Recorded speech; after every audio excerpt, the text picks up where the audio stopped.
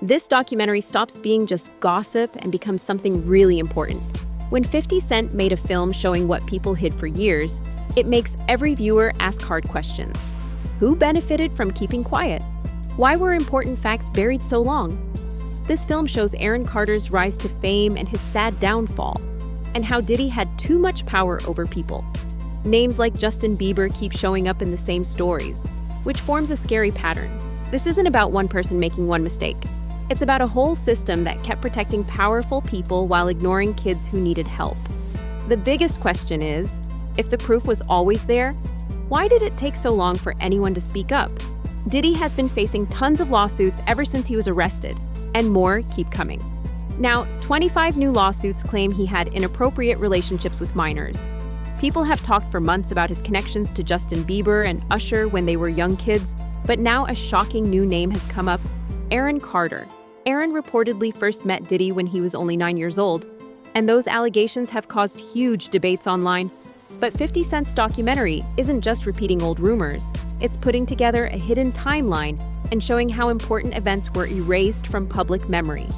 The film uses silence as proof, making viewers ask who controlled the story, why it was hidden, and how powerful people kept getting away with it.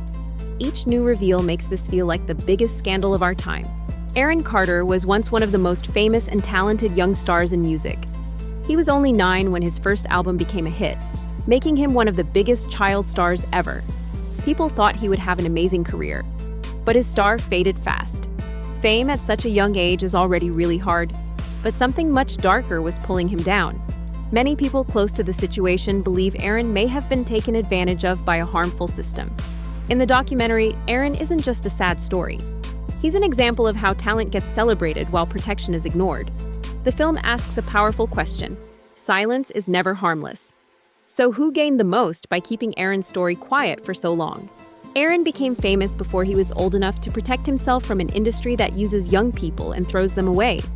The documentary shows how his early success slowly turned into something dangerous, where opportunities were really traps in disguise. It sends a powerful message. At some point, adults chose money over protecting a child. When a kid's whole value is about performing, the warning signs get ignored on purpose instead of being treated as the real danger they are. The documentary keeps coming back to one idea: who was closest to the people in charge, and who got the best opportunities because of it. Diddy shows up again and again in social circles, fancy events, and mentorship situations, not through direct accusations, but through undeniable patterns. The film shows how power works through secret connections instead of official rules. It leaves industry organizations with a tough question: if real accountability lives in the gaps between job titles and actual power, how can anyone keep track of it? One of the most disturbing parts of the documentary is watching Aaron Carter beg for help over and over again. These moments aren't shown to shock people. They're shown as real, painful records of someone who was terrified, deeply lonely, and knew that something was very wrong and getting worse. Everyone carries some responsibility for what happened. Millions of people watched Aaron's pain play out on social media, but nobody stepped in to truly help him. It shows a broken system where people can watch someone suffer without anyone actually protecting them. The documentary asks a tough question: when everyone is watching, who is actually supposed to help? The documentary zooms out to show a bigger picture: a music industry culture that slowly made it normal to put kids in adult situations. Young artists were regularly guided through spaces full of powerful people, where protection should have existed, but often didn't. The film exposes a system that ran on dangerous assumptions instead of real safety rules, leaving vulnerable kids in places built for the powerful. Mentions of Justin Bieber aren't about blaming him or drawing direct comparisons.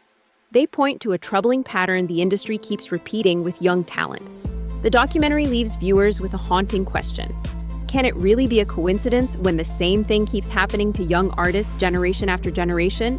The documentary reveals that many adults around these young artists probably knew enough to step in, but stayed quiet to protect themselves.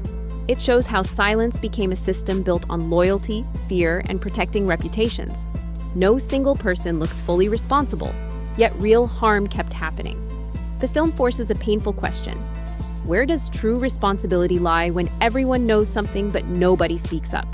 When careful research and real evidence replace guessing and rumors, something important shifts. Legal documents, expert opinions, and real investigation finally start revealing the truth that was missing for so long. The documentary explains why almost nobody spoke up publicly, because speaking out could destroy your career and your life, while staying quiet kept you safe. That's what makes 50 Cent stand out. He was willing to face backlash to demand answers. He's not acting out of some perfect moral belief. He simply refuses to keep accepting all the excuses for why nobody took responsibility sooner. Telling the truth in this industry isn't just brave, it's dangerous. The documentary shows that speaking up means putting yourself at serious risk. This isn't about performing courage, it's about surviving it. The film challenges viewers to ask a bigger question. Does telling the truth in this industry always put the person saying it in danger? The documentary doesn't try to wrap everything up in a neat ending, and that's on purpose. Instead, it shows the painful gap between fame and safety, between having access and being supervised, between rumors and proven facts. Beyond Aaron Carter's personal tragedy, 50 Cent's film asks viewers to think hard about what was allowed to happen around him, and why names like Justin Bieber and Diddy keep coming up in the same conversations about power and harm. As the music industry is finally forced to look at itself, the film ends with one final brutal question for everyone watching. Will the system actually change, or will it just get better at hiding?